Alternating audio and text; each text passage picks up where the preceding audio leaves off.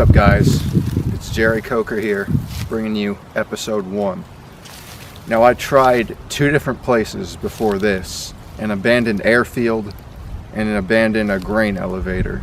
The airfield ended up getting torn down, and the grain elevator I had to climb like a 100-foot ladder, and I'm not doing that without some rope or something. So I'm out here on the countryside.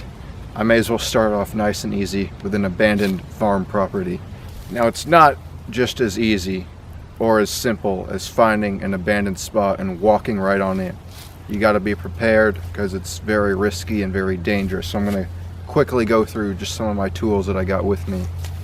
So first off, I got my snake stick. It doesn't serve too much purpose, but I just like having it with me. It's a handy tool to have in your hand, push back weeds and whatnot, and it's a blunt instrument if you need to defend yourself or something.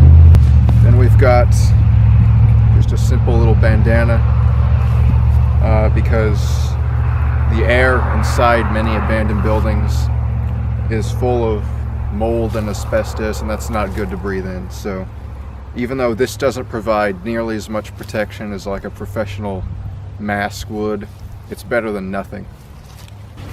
And because it looks kind of cool. I'm just kidding. I look dumb no matter what.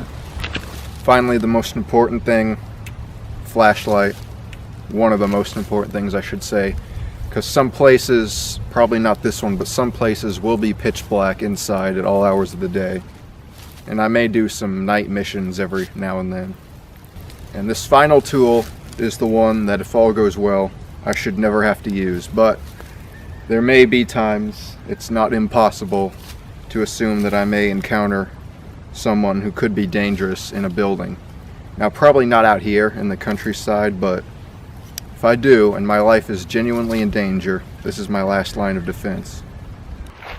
Here it is. This is the main house. It's in terrible condition, so I won't have any issue getting in there.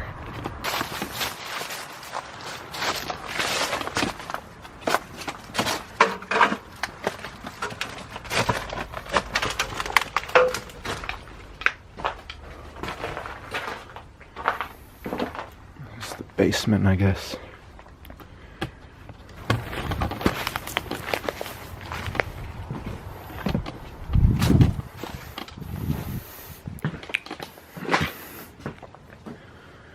Yeah.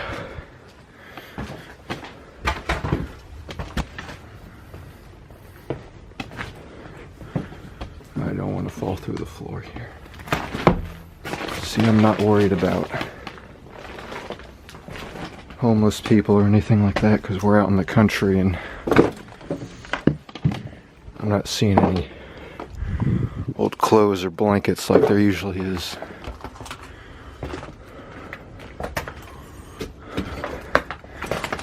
This is not stable. Here's the barn.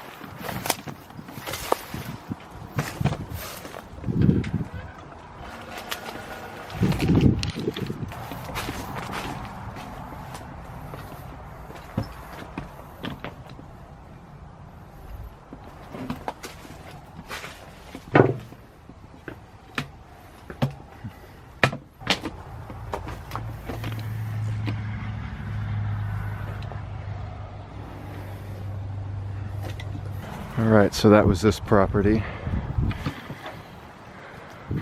This is part 1. There's actually another house I passed by on the way here that was clearly run down and abandoned, so I'm going to see if I can get into that one. Just made it to the second location. This one looks much more ominous and it's much more open to the road, so I'd say the danger level here is a little bit higher.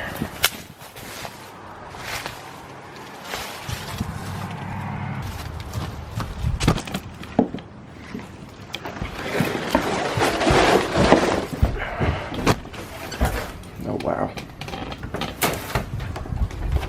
Okay, so that was pointless.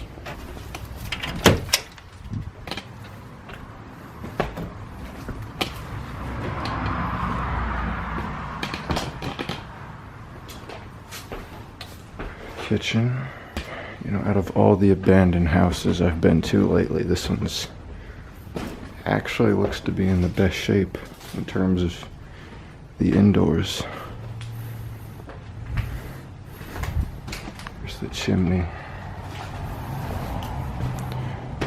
I'll make this promise to you guys right now, though. I'm not limiting this exploration series just to abandoned houses. I will go to some much more crazy and interesting locations.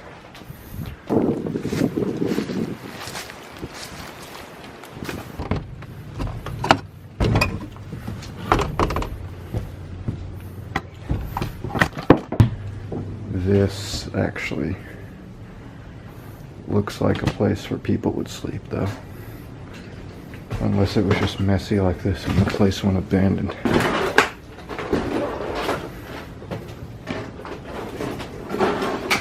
It's Super Bowl Sunday. I'm sure most people are gathered with their buddies to watch the game. Yet here I am. What was that? That better have just been the door. I'm sure it was.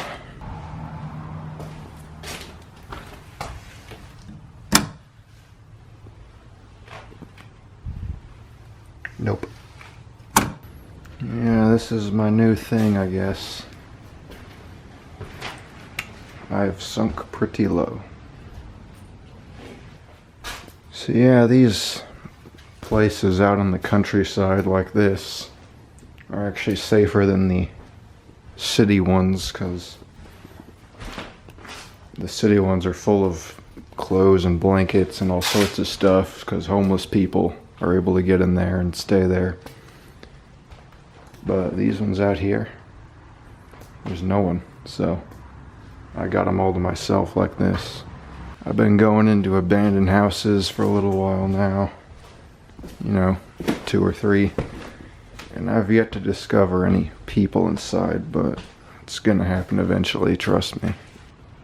It's actually pretty sad to see this, you know. It's different when it's an innocent little place like this, that there's clearly no homeless people breaking into on the daily basis, but you know, it makes it easier to imagine this place back when it was serving as an actual house.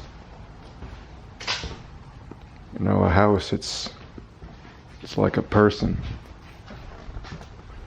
So this one was probably, I mean, who knows? There's probably someone who loved it dearly. There was someone there who took care of it.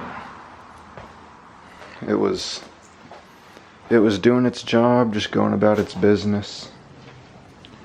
And suddenly things change and it finds itself out here all alone. Broken dreams. Things never to return to normal again. Things it wishes it could go back and experience to the full. Now it can't do that. Too late, it's all over. Now it just sits out here, rotting away. I feel for places like this, you know. So guys, that does it for the first video.